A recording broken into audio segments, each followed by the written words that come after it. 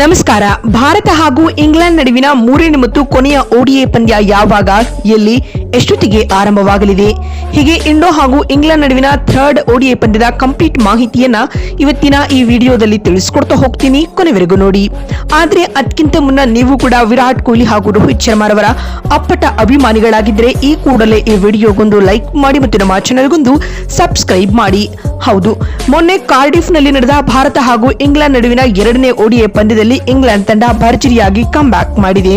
ಈ ಮೂಲಕವಾಗಿ ಉಭಯ ತಂಡಗಳ ನಡುವಿನ ಸೆಕೆಂಡ್ ಓಡಿಐ ಪಂದ್ಯವನ್ನ ಇಂಗ್ಲೆಂಡ್ ತಂಡ 4 ವಿಕೆಟ್ಗಳಿಂದ ಗೆದ್ದುಕೊಳ್ಳುವ ಮೂಲಕ ಸರಣಿಯನ್ನ ಈ ಹಂತದಲ್ಲಿ ಸಮಬಲಗೊಳಿಸಿದೆ. ಇದಕ್ಕೂ ಮುನ್ನ ಬರ್ಮಿಂಗ್ ಹ್ಯಾಮ್ನಲ್ಲಿ ನಡೆದ ಮೊದಲ ಓಡಿಐ ಪಂದ್ಯದಲ್ಲಿ ಟೀಂ ಇಂಡಿಯಾ ಭಾರಿ ಗೆಲುವನ್ನ ದಾಖಲಿಸಿತ್ತು. ಇದೀಗ ಇದಕ್ಕೆ ಸರಿಯಾಗಿ ಸೇಡು ತೀರಿಸಿಕೊಂಡಿರುವ ಆಂಗ್ಲ ಪಡೆ ಸೆಕೆಂಡ್ ಓಡಿಐ ಪಂದ್ಯವನ್ನ ಭರ್ಜರಿಯಾಗಿ ಗೆದ್ದುಕೊಂಡಿದೆ. ಜೋ ರೂಟ್ ಬಾರಿಸಿದ ಅಜೇಯ 99 ರನ್ಗಳ ಗೆಲುವಿನಿಂದಾಗಿ ಇಂಗ್ಲೆಂಡ್ ತಂಡ ಈ ಪಂದ್ಯ ಗೆದ್ದುಕೊಂಡಿದೆ ಅಂತ ಹೇಳಬಹುದು. ಇದೀಗ ಸರಣಿಯಲ್ಲಿ ಉಳಿದಿರುವುದು ಕೊನೆ ಹಾಗೂ ಮೂರನೇ ಓಡಿಐ ಪಂದ್ಯ ಮಾತ್ರ. ಈ ಪಂದ್ಯ ಗೆಲ್ಲುವ ತಂಡ ಸರಣಿಯನ್ನ ಗೆಲ್ಲಲಿದೆ.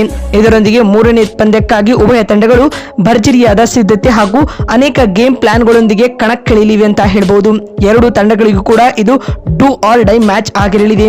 ಅತ್ತ ಈಗಾಗಲೇ ಟಿ20 ಸರಣಿಯಲ್ಲಿ ವೈಟ್ ವಾಶ್ ಮುಖಭಂಗವನ್ನ ಎದುರಿಸಿರುವ ಮೆನ್ ಇನ್ ಬ್ಲೂ ಪಡೆ ಓಡಿಐ ಸರಣಿಯನ್ನಾದರೂ ಗೆದ್ದು ಮಾನ ಉಳಿಸಿಕೊಳ್ಳಬೇಕಾಗಿದೆ.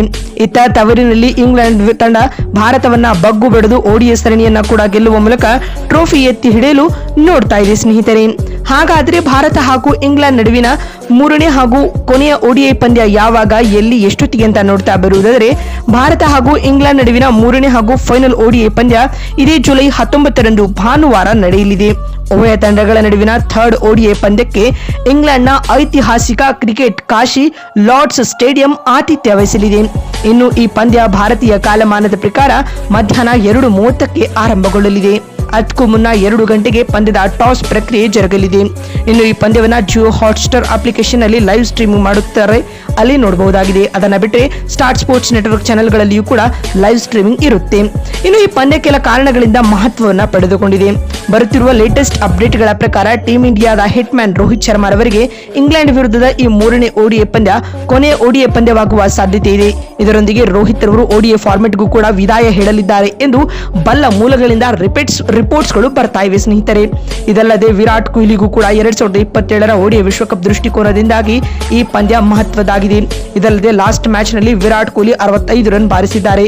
ಹೀಗಾಗಿ ಲಾರ್ಡ್ಸ್ ಅಂಗಳದಲ್ಲಿ ಕಿಂಗ್ ನಿಂದ ಒಂದೊಳ್ಳೆ ಇನ್ನಿಂಗ್ಸ್ ಬರಲಿ ಅಂತ ಎಲ್ಲರೂ ಎಕ್ಸ್ಪೆಕ್ಟ್ ಮಾಡ್ತಾ ಇದ್ದಾರೆ ಸ್ನೇಹಿತರೆ. ಒಟ್ನಲ್ಲಿ ಭಾರತ ಹಾಗೂ ಇಂಗ್ಲೆಂಡ್ ನಡುವಿನ ಮೂರನೇ ಹಾಗೂ ಕೊನೆ ಓಡಿಐ ಪಂದ್ಯ ಭಾರಿ ಕುತೂಹಲವನ್ನ ಮೂಡಿಸಿದ್ದು, ಗೆಲ್ಲುವ ತಂಡ ಸರಣಿಯನ್ನ ಗೆದ್ದುಕೊಳ್ಳಲಿದೆ ಸ್ನೇಹಿತರೆ. ಹೀಗಾಗಿ ಈ ಪಂದ್ಯ ತುಂಬಾ ಕ್ರೂಷಿಯಲ್ ಆಗುವುದರಲ್ಲಿ ಡೌಟೇ ಬೇಡ. ಇದರೊಂದಿಗೆ ಭಾರತೀಯ ಕ್ರಿಕೆಟ್ ಅಭಿಮಾನಿಗಳಿಗೆ ಒಂದು ಥ್ರಿಲ್ಲಿಂಗ್ ಮ್ಯಾಚ್ ಎದುರು ಕಾಯ್ತಾ ಇದೆ ಅಂತಾನೆ ಹೇಳ್ಬೋದು. ಸಂಡೇ ಬ್ಲಾಕ್ ಬ್ಲಾಸ್ಟರ್ ನಲ್ಲಿ ಯಾರು ಗೆದ್ದು ಟ್ರೋಫಿಯನ್ನ ಎತ್ತಿ ಹಿಡಿತಾರೆ ಅನ್ನೋದಕ್ಕೆ ಆನ್ಸರ್ ಸಿಗಲಿದೆ. ನಿಮ್ ಪ್ರಕಾರ ಭಾರತ ಮೂರನೇ ಓಡಿಐ ಪಂದ್ಯ ಗೆಲ್ಲುತ್ತಾ ಅಥವಾ ಇಲ್ಲವಾ ಅನ್ನೋದನ್ನ ಕಾಮೆಂಟ್ ಮಾಡಿ. ಮತ್ತೊಂದು ವಿಡಿಯೋದಲ್ಲಿ ಸಿಗ್ತೀನಿ. ನಮಸ್ಕಾರ.